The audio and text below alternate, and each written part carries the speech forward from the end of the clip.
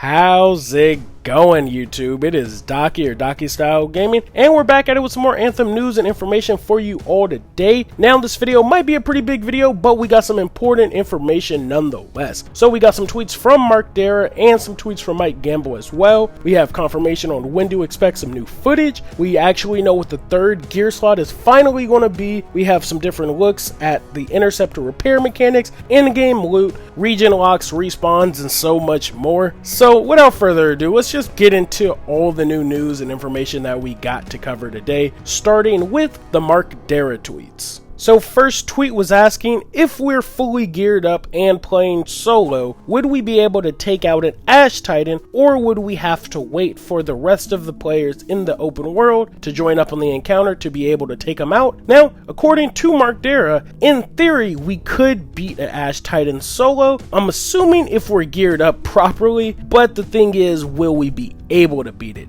In theory we could, but could someone actually beat it is the thing. Now, I'm sure probably somebody will probably see videos of those like hardcore players soloing an Ash Titan. Again, who knows how long it'll take or what gear or weapons they have for it, but what would be interesting, if it's not already implemented in the game, it would be pretty cool to make this an achievement or trophy to obtain an Anthem for soloing an Ash Titan. Plus, it would be pretty interesting to see how many people would go after an Ash Titan solo if this was in fact an achievement in game. Now, this next tweet is Stronghold related, and they were asking if we'd be able to reconnect or rejoin a Stronghold if disconnected, and Mark Darrah did say there will be a window of time to reconnect or rejoin if you are disconnected from a Stronghold. So that's pretty good to know, and glad to see that's going to be implemented in the game. This next tweet comes from a person who I'm assuming was probably worried that the bosses might be bullet spongy in a sense, so they asked if the bosses would be challenging and have different stages and varieties of difficulty, and Mark Darrah did say yes. So we should expect some form of difficulty to the bosses that we encounter in game. I'm sure there will be their occasional bullet sponges, but I'm sure that every single one of them won't be a bullet sponge in the game. Now, this next tweet, I actually remember covering this on a very old video, but they were asking if there would be friendly fire and challenging strongholds, and Mark Darrah did say not right now. Now, hopefully, and personally, I don't want there to be friendly fire in Anthem at all. Griefing could be an issue if this becomes a thing, so I wouldn't want friendly fire on, but I mean, maybe there are some players that like that type of gameplay, but I just feel like that's an easy gateway to griefing players, and that's something that could negatively impact a new game, especially a game where you're probably wanting to bring and draw in new players. So I hope friendly fire doesn't actually come to Anthem, but according to Mark Darrah, he did say not right now, so it doesn't seem like it's going to be in there, but it might be something that they're actually thinking about doing. Now, this next tweet was something I've covered in an older video once again, but it was pretty much just Mark Darrah confirming that enemies will continue to respawn in the open world. There's always going to be something to attack or kill in game. Now, we don't 100% know how the respawn's going to work in missions, raids, or strongholds, but I'm assuming it'll work pretty similar to how they're going to work in the free roam of Anthem. Now, these next two tweets I'm sure people are about to love, especially the people who enjoy playing support characters. So the first tweet was asking if there would be multiple different kinds of support abilities for each Javelin in game, and Mark Darrah did simply say yes. So that's something to be pretty excited for. Now, this next tweet is even better. So we've known for a while that we'd be getting 3 gear slots in Anthem, and we've known what 2 of them would be, but we've never known what the 3rd gear slot is, and finally Mark Darrah confirmed that the 3rd gear slot is most likely a squad support item, meaning all Javelins can be support if they really want to. So that's pretty awesome. So you can be a support Colossus if you want to, a support Storm if you want to, a support Interceptor, or a support Ranger, or at least have an ability that can support the team. Now, I'm pretty sure you're not going to be 100% support, but it's always nice to have that one Javelin or player on the team that can support the team. And it kind of makes more sense onto why they removed the muster point ability from the Ranger's description in the EA article, because now that ability might be universal for all Javelins and is the third gear attachment, which again is a support ability attachment. So I'm extremely happy to hear that this third slot is going to be for support abilities or support attachments, because now this just adds to the level of customization to your Javelins in Anthem. I'll actually touch a bit more on this later on when we start covering the Mike Gamble related questions.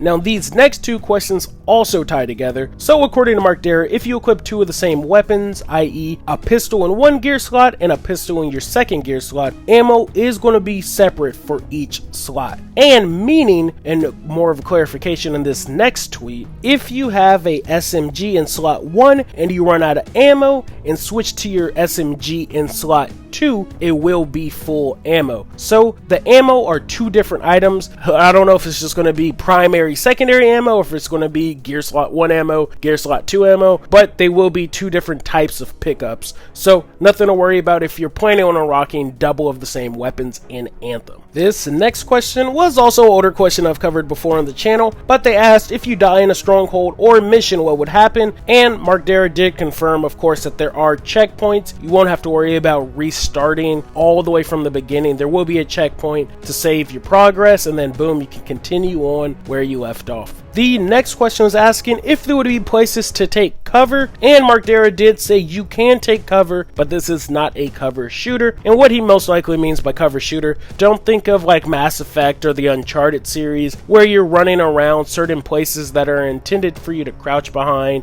peek, shoot. Now there's probably obstacles in the way that you can take cover behind, but they're not necessarily intended for cover, but you can take cover if you want to. Think Destiny, think Warframe. There really aren't places for you to initially take cover, but if you want to block damage or reduce damage from incoming, you can hide behind a pillar, a rock, or something in that vein so you can avoid taking damage and either heal up, repair, regroup, whatever you need to do. This next tweet was a bit of an older tweet as well, and I've actually covered this in the comment section because I've seen it asked a bit, but they were asking if there would be any treasure chest in the game, and according to Mark Darrah, yes, there will be. Now, we've kind of known for a while that there will be hidden locations, even hidden quests in the game, and there will be different chests that'll either drop you certain items, gear, weapons, things of that nature. We don't know the different rarities or how rare or hard these places are going to be to find, but there will be hidden items and locations for you to discover throughout the free roam of Anthem, and potentially even missions. So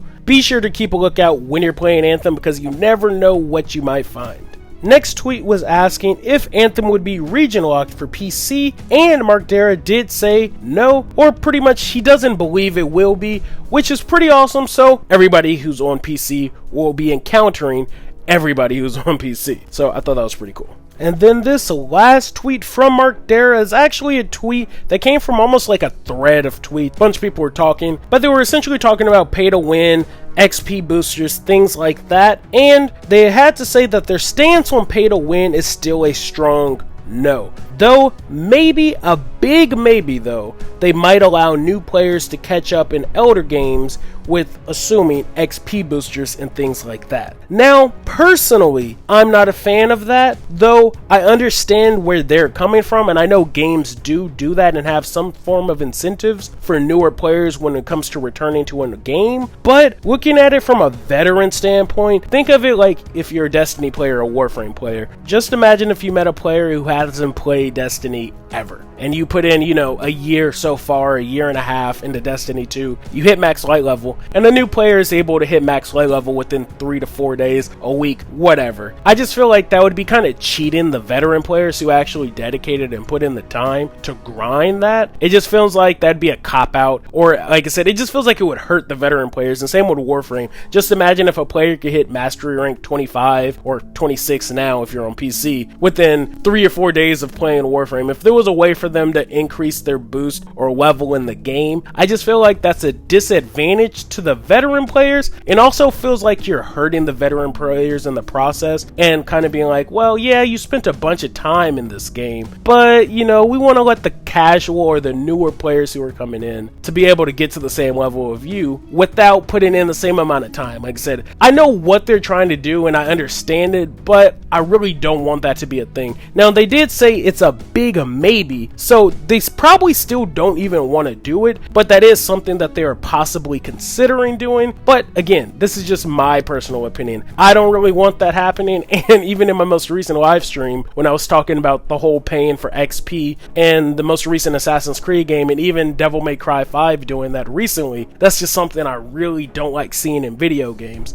So if Anthem did it, I wouldn't make an exception. That would just be something I wouldn't like to see in a video. So again, that's just my personal stance on it. But now that the rants out of the side, let's talk about the Mike Gamble related questions, and these tweets are probably some of the best tweets we've got in a while. I know you all can't wait to hear it because there is some Interceptor news and finally some news on when to expect new footage. So let's start with the first tweet from Mike Gamble, which is probably the best tweet from Mike Gamble. So now we have our first look at the Interceptor's repairability, and the tweet states, "How are you spending your Friday? I'm getting repaired from an Interceptor." Now, it's awesome to see 2 Rangers kneeling as the repair is in progress. We also see a counter or timer as well. Now, what makes this even more interesting is that this might not just be the Interceptor's repair mechanic. Now, if we're going back to the Mark Darrah questions and talking about the 3rd gear slot, this might just be a support ability that all the Javelins can actually use. Now, there's also another thing to tie into this as well in the next tweet, but I thought that was pretty cool. One, we get a shot of the repair mechanics, and I guess how it looks when our Javelins go down. Like I said, you can see 2 Ranger Javelins kneeling down with the Interceptor above them with the whole counter at the bottom, and it says repair in progress. So I thought that was pretty cool, but this might actually be a feature that all the Javelins can do. According to this next tweet by Mike Gamble, that might be the case. So the next tweet that was asked to Mike Gamble was,